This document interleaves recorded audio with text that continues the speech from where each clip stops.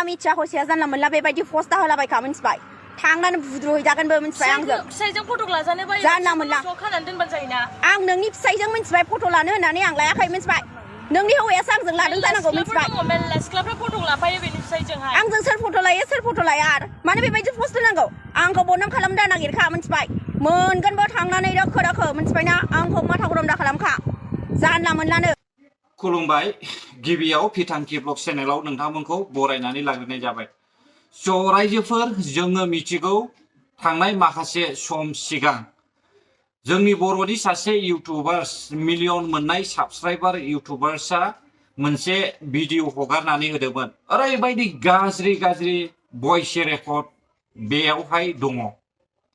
गोबांथार सुबुङानो बे इउटुबार्सनि भिडिअखौ नायदों जानो हागौ आरो बेयावहाय गावनि नखरनि मेटारखौ लानानैहाय बेयावहाय भाइरेल भिडिअ हगारनानै होदों नाथाय आं सानदों बे भाइरेल भिडिअआ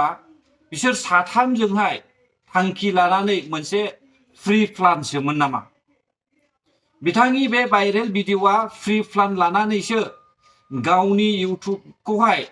बारायनो थाखाय इउटुबनि साबस्क्राइबारफोरखौहाय बोनो थाखाय भिउस लाबोनो थाखायसो बिसोरो भिडिअखौहाय भाइरेल खालामदोंमोन नामा बिनि भइस रेकर्डखौ खोनानाय लोगो लोगो आङो जोबोद दुखु मोनदों जाय भाषाया जोंनि बर'नि थाखाय गनायजाथाव नङा जाय भाषाया मुगैथाव भाषा बे रावखौहाय भिडिअ रेकर्डआवहाय बियो होनायनि थाखाय आङो एन्टारटेनमेन्ट वर्ल्डखौहाय मोजां मोनाखै रायजोफोर जोंनि बर' हारिनि गेजेरावहाय ओरैबायदि इउटुबार्सफोर दङ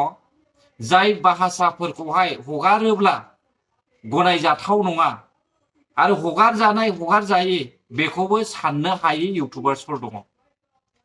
गोबां लाइमोन सेंग्रा सिख्ला इउटुबार्सफ्रा गाज्रि भिडिअखौबो हगारनानै होनायखौ जोङो नुयो जेरावहाय बे रेकर्डआ खोनासंथावानो आरो बेखौहाय खोनासङोब्ला नोंथांमोना माबायदि मोनगोन दा थिग बिदिनो सासे व्यक्तिनि नखराव सासे मानिजाथाव गेदेरमानि नखरावहाय मोनसे जाथाय जादों रायजोफोर बे एन्टारटेनमेन्ट वर्ल्डनि भिडिअ रेकर्डखौ लानानै बिनि नखरावहाय जाथाय जादों गोबाङानो बाथ्रा बुङो नाथाय गेमस्रिना इन्सिडेन्ट बियो मोनसे जानाय बोरैबा जाफ्लांनाय लाभ इज ब्लाइन्ड होननायाव बे गोग्लैनानै बे जाफ्लांदों बे इन्टारटेनमेन्ट नामा बेनि थाखाय आं बे इन्टारटेनमेन्ट नामा बेनि थाखाय आं दिनै फिसालानि सिगाङाव ओरैबायदि अपमान जानांबाय जे आं फिसालाखौ बुंदोंमोन बाबा मबाइलखौ लाबोलाय फिसालाया लाबोनायावनो बोरै जे फेसबुकखौ सेरफ्लांखो बे समाव ओरैबायदि माने बिनि बुंनाय रावा जायनिखि ससियेल मिडियायाव दा गोसारनानै दं ओरैबायदि माने खोनासंथावै मुगैथाव बाथ्राया मबाइलाव फैनाय लोगो लोगो फिसालाया मबाइलखौ जालदाब गारनानै खारो आसलथे बेहा बिमानिफ्राय जोनोम लानाय नंगौना नङा बियो आसलथे बिहा बिनानाव बिब' बिदि जाथि खुरमाफोर दंना गैया बेबायदि बुंनो हानाय गाज्रि राव बुंनायनिबो जायगा दङ नाथाय ससियेल मिडियाया नङा आंहा नोंनि बुंनाय नोंनि जानाय लोंनाय माबा मोनसे मावनाय बा माबा मोनसे खैफोद जानाय बिनि सायाव आंहा बुंनांगौ जेबो बाथ्रा गैयामोन नाथाय दिनै नोंनि बुंनाय रावाव आं दिनै फिसालानि सिगाङाव अपमान जानांदों आं बिनि थाखाय जोबोद गोरबोआ गाबखांदों जे फिसालाया आंखौ सानदों जानांगौ जे आफाया बेबायदिसो नायो नामा बेथ' निस्सय साफ्रोमबो फिसानियाव फैगोन अब्ला दिनै जाय सोदोबखौ जों न'आव बाहायफेरा जाय सोदोबखौ आंनि फिसालाया खोनाफेरा बे सोदोबखौ खोनानानै माने ओरैबायदि माने मबाइलखौ गारनानै खारनो गोनां जादों आरो बे मोनसे आंनि थाखाय बिराद दुर्भाग्यजनक बिराद माने दुखुनांथाव होननानै बुंनांगोन आरो बेखौ सोर हाजाया नांलाय खमलाय सोर हाजाया बिसि फिसायनि गेजेराव सोर हाजाया बयबो नांलायो हाजार नबेल बान्था मोननायानो जाथों सान्तिनि नबेल बान्था मोननायानो जाथों बिसोरबो नांलायो नाथाय नोंसोरनि बायदि बिदि देखायनाय नङा ससियेल मिडियायाव नांलायनाय नङा एसेबां गिदिर जाबायना ससियेल मिडियायाव भाइरेल जालायनो ना बे मोनसे प्रि प्लेनिं आंथ' बेखौ प्रि प्लेनिं होननानैसो सानो जे भाइरेल जानांगौ फेमास जानांगौ बयजोंबो मिथिजानांगौ बयजोंबो नायजानांगौ बेबायदिसो साननानै लादों आरो नाङा नोंनो बेखौनो नांथारला जेनेबा नों बेखौ नांला आयेन दङ आयेननि खाथियाव थां कर्ट दङ डाइभर्स खालाम बास जोब्बाय बेयावनो ससियेल मिडियायाव लानानै इमान बिदि समाजखौ गुबुंले खालामनांगौ बे नङाना मुगैथाव बे मोनसे एखेबारे जोंनि समाजाव गनायजाथाव नङा बियो आरो जोंनि लाइमोनफोरा खायसेया आं गासैखौबो बुङाखै ओरैबायदि शेयार खालामो जेन आंहा रावबो गैया आं शेयार खालामनायखौ रावबो नुवा नोंनि बिमा बिफा बिदा बिनानाव गासैबो नुजोबो जिहेतु बे भाइरेल जानाय नों शेयार खालामनाङा ना नों शेयार खालामनायनि थाखायनोथ' भाइरेल जादों बेफोरो मानो एसे सोलोंदो लाइमोनफ्राबो जाय फंबाय बिनानावमोनहा बिथांमोन बायदि जा मान होगोन मान मोनगोन रायजो राजानिफ्राय सन्मान मोनगोन मा बेलाय नंथारै राव बाहायनाय बेखौ बे रावखौ बाहायब्ला जे रागाया नोंना जोबगोन बे नङाना हमना लाबाय आं नों एखेबारे रियेल जाथायानो जादों बे रावखौ बाहायबानो जे नोंनि जाथाया जोबगोन बेथ' नङा आयेन दङ आयेननि खाथियाव थां नों नांगौबा नांगौ नाङाबा नाङा आयेना बिनि बिसारखौ होगोन जोबोद दुखुनांथाव आरोना जोंनि गेजेराव बेफोरबायदि नों सासे देरफुनाय जाखांफुनाय बेफोरबायदि राव बाहायनाङा जुदि समाजनि सानग्रा दंबा मोजां सानग्राबा सासे मोजां इउटुबारबा सासे मोजां जुदि सिन्था खालामग्राबा नों बेफोरबायदि बाथ्राखौ बुङा साननैसोनि गेजेरावनो मिलायफिनगोन बास प्रि प्लेनिं आरो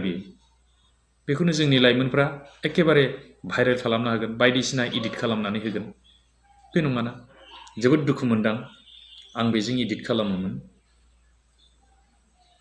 दिनै मबाइल बायनायखौथ' आं जेबो सानाखिसै नाथाय जितु आंनि सन्मान फिसालानि सिगाङाव आं गोबां मोनसे अपमान जानाय बेखौ आं बोरै सुखुगोन दा ओंखायनो खावलायदों आं नोंथांमोना माबा मोनसे जादों समाज दं समाजा बिसार खालामगोन रायजो राजा दं रायजो राजाया बिसार खालामगोन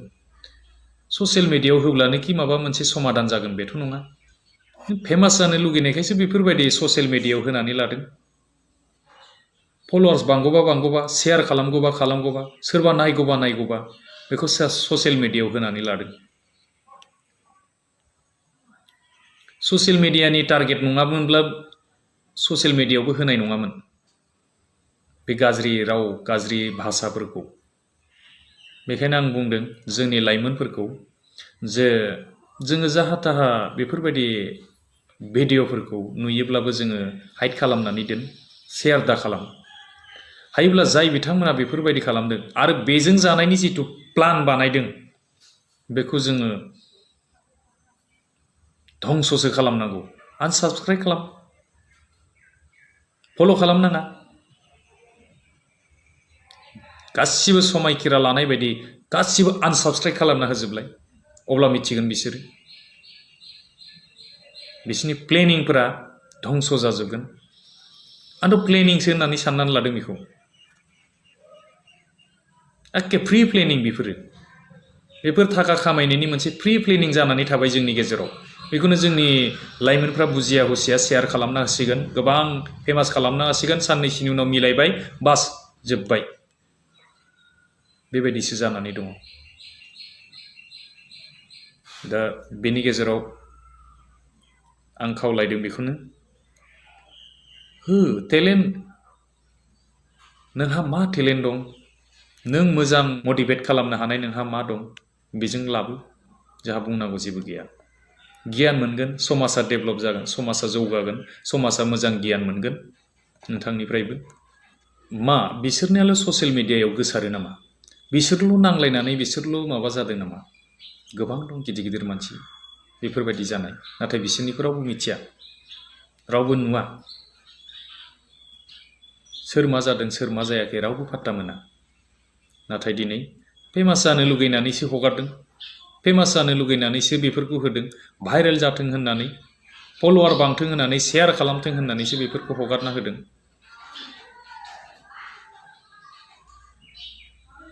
दुखु जाथारदोंमोनब्लाथ' बेयाव होआ आं खावलायदों बे लामाखौ दासं लाइमोनफोर बेफोरबायदि जों गावखौ दानो मालाबाबो दानाजा जे माबा मोनसे घटना जादों थां आयेननि खाथियाव थां समाजखौ ला समाजखौ बिजिरहो अब्लानोथ' जोबगोन ना समाधान जागोन इडिट खालामनानै होगोन बे नङाना जोबोद दुखु मोनदां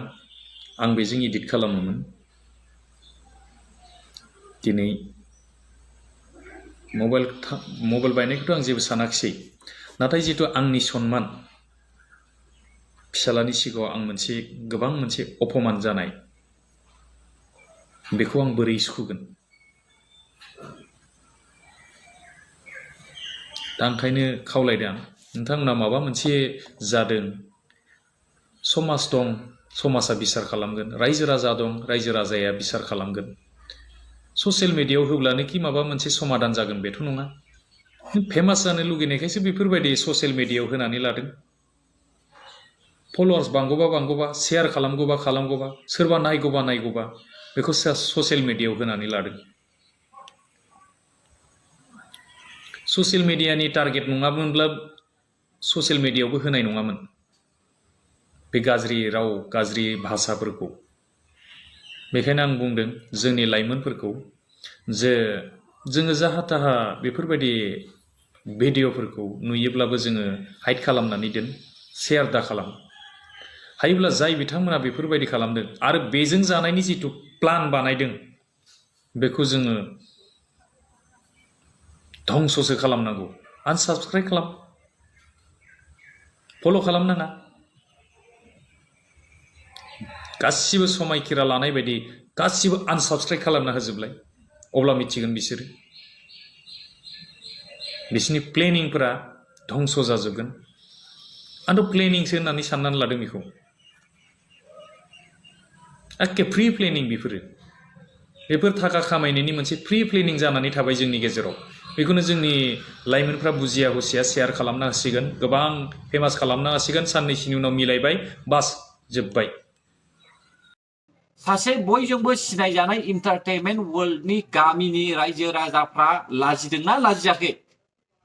एन्टारटेनमेन्ट वर्ल्डनि नालिनि बिमा बिफाया लाजिखोना लाजिदिया बिमा बिफा बिब' बिनानाव जाथि खुरमाफ्रा लाजिदोंना लाजियाखै नालिनि बेबायदि राव बुंनायखौहाय